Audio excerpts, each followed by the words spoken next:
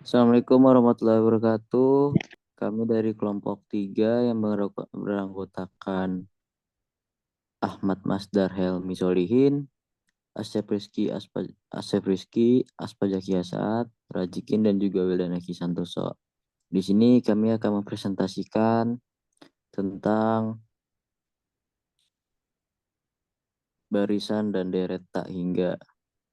Eh, di sini juga kami mohon maaf dikarenakan ada satu anggota kita yang tidak bisa hadir dalam Zoom ini, yaitu Wildan Eki Santoso, dikarenakan sedang ada acara yang tidak bisa ditinggalkan.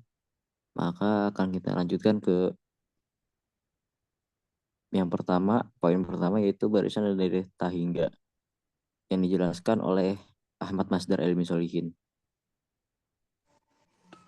Barisan dan deret tak hingga. Barisan merupakan urutan dari suatu bilangan tersusun berdasarkan aturan atau pola tertentu. Dengan demikian, barisan tak terhingga dapat didefinisikan sebagai barisan yang mana suku-sukunya tersusun hingga tak terhingga banyaknya. Definisi barisan tak terhingga: barisan adalah fungsi yang daerah asalnya hanya terdiri dari bilangan bulat positif atau satu himpunan bagian lain dari bilangan bulat. Lambangnya seperti berikut.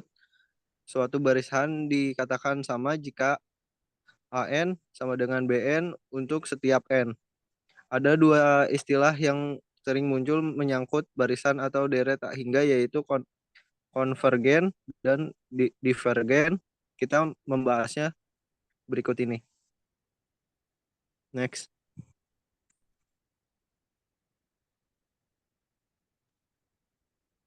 Konvergenan barisan tak hingga. Suatu barisan tak hingga dikatakan konvergen jika suku ke tak hingga dari barisan tersebut menuju ke suatu nilai tertentu.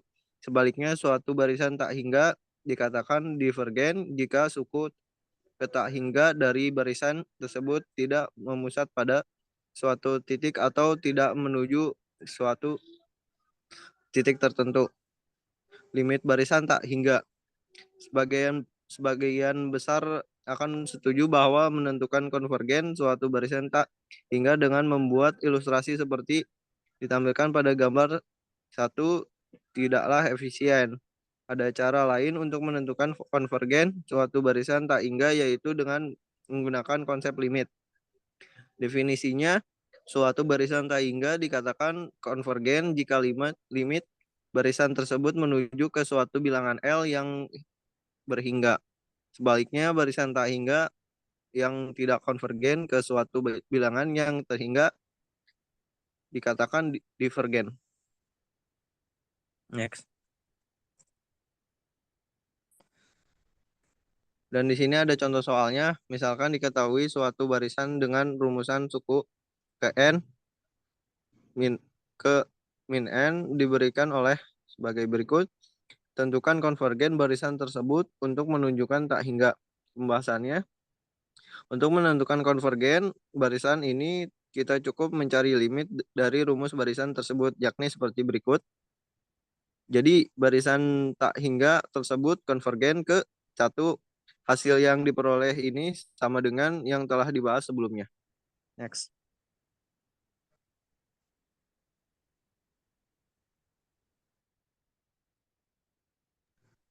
Barisan kompleks. Barisan kompleks adalah barisan urutan bilangan kompleks yang disusun berdasarkan aturan atau pola tertentu. Bilangan kompleks terdiri dari bagian real atau bagian imajiner dengan bentuk umum A plus B, I, di mana A adalah bagian real dan BI adalah bagian imajiner dengan I sebagai satuan imajiner. Akar min 1. Dalam barisan kompleks, setiap suku atau elemen dalam barisan tersebut adalah bilangan kompleks. Misalnya barisan kompleks dapat dinyatakan sebagai berikut. Di sini Z1, Z2, dan Z3 dan seterusnya adalah bilangan kompleks berturut-turut dalam barisan kompleks. Next.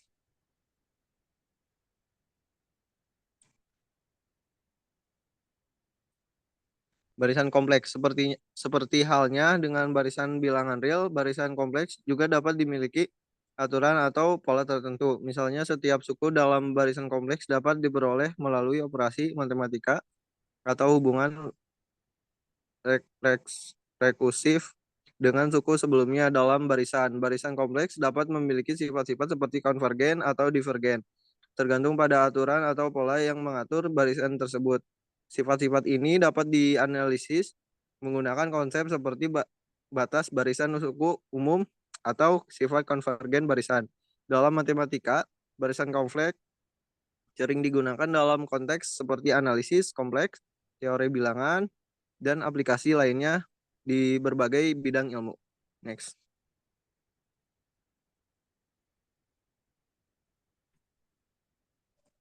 Deret tak terhingga. Deret tak terhingga adalah jumlah tak terhingga dari suku-suku yang membentuk urut atau barisan deret. Ini terdiri dari perjumlahan semua suku yang ada dalam urutan tersebut. Suatu deret tak hingga dinyatakan dengan simbol sigma yang menunjukkan perjumlahan. Bentuk umum dari deret tak terhingga adalah sebagai berikut. Di sini A1, A2, A3 adalah suku-suku atau elemen-elemen dalam deret. N adalah indeks suku yang biasanya dimulai dari 0 atau 1. Tergantung pada konvensi yang digunakan, terdapat dua jenis deret tak hingga yang sering ditemui. Pertama, deret tak hingga berbatas. Deret ini memiliki jumlah yang konvergen atau terbatas. Artinya, ketika jumlah suku deret ini diperhitungkan hingga tak terhingga, maka deret tersebut memiliki nilai batas yang tetap. Kedua, deret tak hingga divergen. Deret ini tidak memiliki jumlah yang konvergen atau terbatas. Jumlah suku deret ini tidak akan mencapai nilai batas yang tetap ketika suku-suku tersebut diperhitungkan hingga tak terhingga.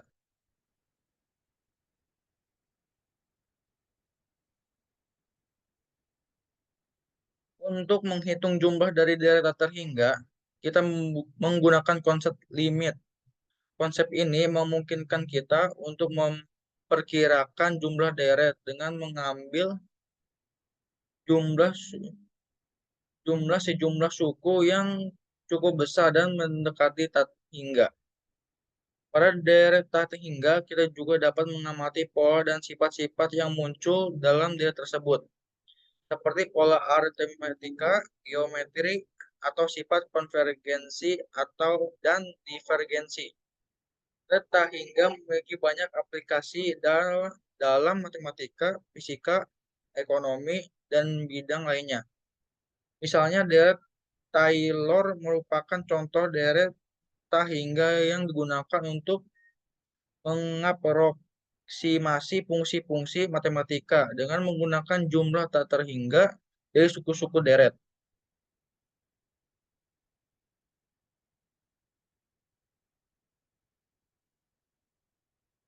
Berikutnya silakan dilanjutkan.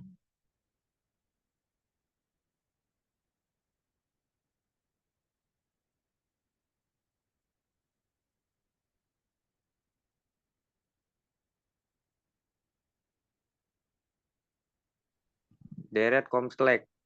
Deret kompleks adalah deret tak hingga di mana suku-sukunya adalah bagian kompleks bilangan kompleks terdiri dari bagian real dan bagian imajiner. Dan dalam deret kompleks, suku-suku adalah bilangan kompleks yang membentuk deret tak hingga. Bentuk umum dari deret kompleks adalah sebagai berikut. S sama dengan A1 tambah A2 tambah A3 tambah A4 tambah dan seterusnya. Di sini A1, A2, A3, dan seterusnya adalah suku-suku dalam deret kompleks. Setiap suku dalam deret kompleks adalah bilangan kompleks yang terdiri dari bagian real dan imajiner. Sebagai contoh, kita bisa mempertimbangkan deret kompleks berikut. S sama dengan buka kurung 1 tambah 2i tambah 3 ambil i tambah buka kurung 2 tambah 4i dan seterusnya. Di sini setiap suku deret adalah bilangan kompleks. Deret ini terus berlanjut dan menambahkan suku-suku berikutnya. Next.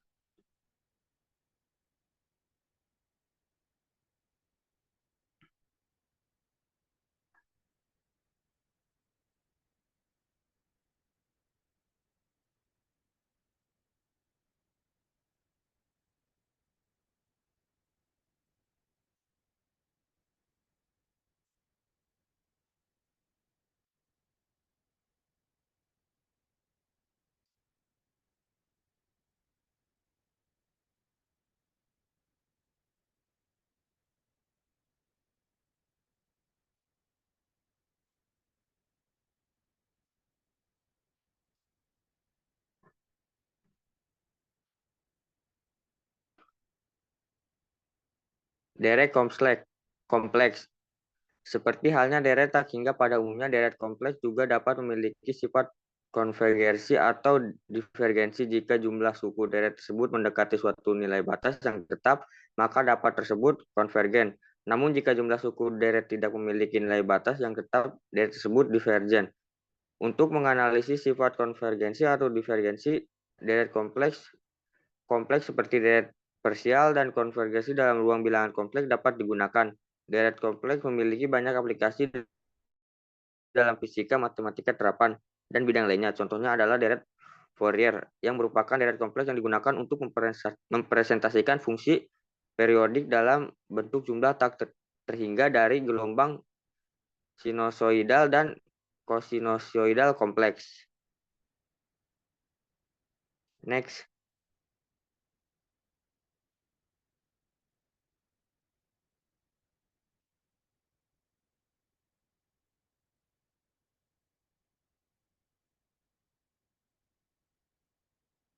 Contoh, jika 1 per P tambah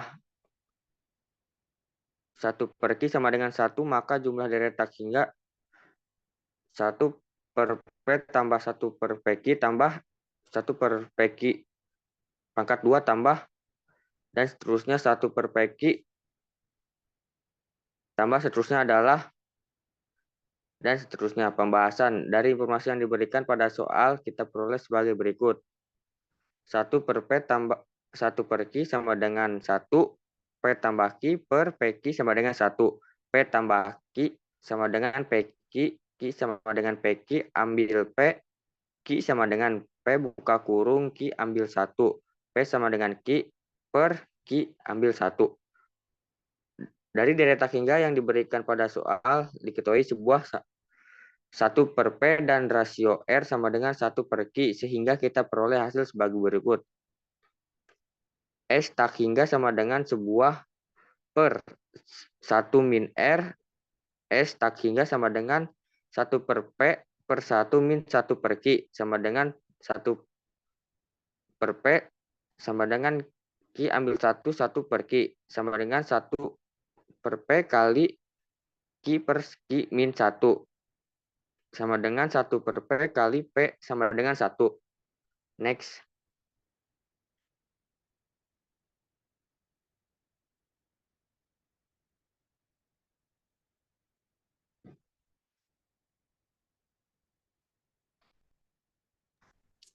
Uji konvergensi pada deret. Uji konvergensi pada deret adalah proses untuk menentukan apakah suatu deret tak hingga konvergen atau divergen. Konvergensi mengacu pada deret yang memiliki jumlah yang konvergen, antara divergen tidak memiliki jumlah yang konvergen. Ada beberapa metode dan kriteria yang digunakan untuk menguji konvergensi deret. Beberapa di antaranya adalah yang pertama yaitu uji perbandingan. Jika ada dua deret tak hingga, yaitu deret positif A, N, dan deret positif BN, maka rumus uji perbandingan adalah sebagai berikut. Jika limit dari AN per BN saat N mendekati tak terhingga adalah 0, lim dalam kurung AN per BN buka kurung sama dengan 0, dan deret BN konvergen, maka deret AN juga konvergen. Jika limit dari AN per BN saat N mendekati tak terhingga adalah tak hingga, limit AN per BN sama dengan tak hingga, dan deret BN divergen, maka deret AN juga divergen. Dalam rumus ini, AN adalah deret yang ingin kita uji, dan BN adalah deret referensi yang sudah diketahui konvergensi atau divergensinya. Berikutnya itu yang nomor 2, uji rasio. Jika ada suatu deret tak hingga A, maka rumus uji rasio adalah sebagai berikut.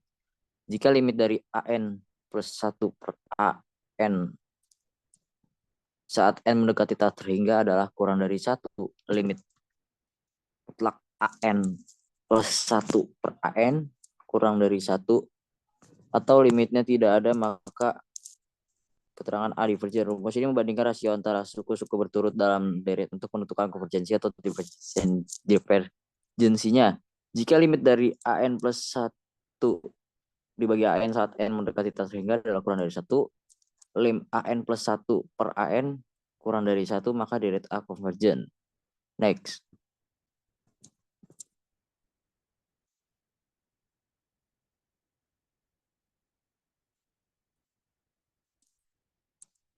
Jika limit dari A saat N mendekati tak terhingga adalah lebih besar dari 1, lim AN plus 1 dibagi AN lebih dari 1, atau limitnya tidak ada, maka deret A divergen. Rumus ini membandingkan rasio antara suku-suku berturut dalam deret untuk menentukan konvergensi atau divergensinya.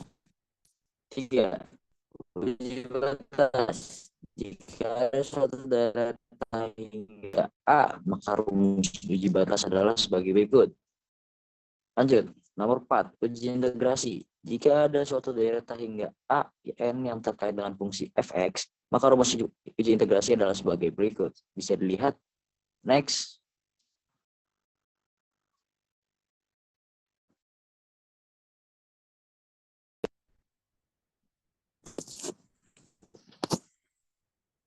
Oke, mungkin itu saja presentasi dari kelompok kami. Apabila ada salah kata maupun salah ucap atau dalam penulisan, kurang lebihnya mohon maaf.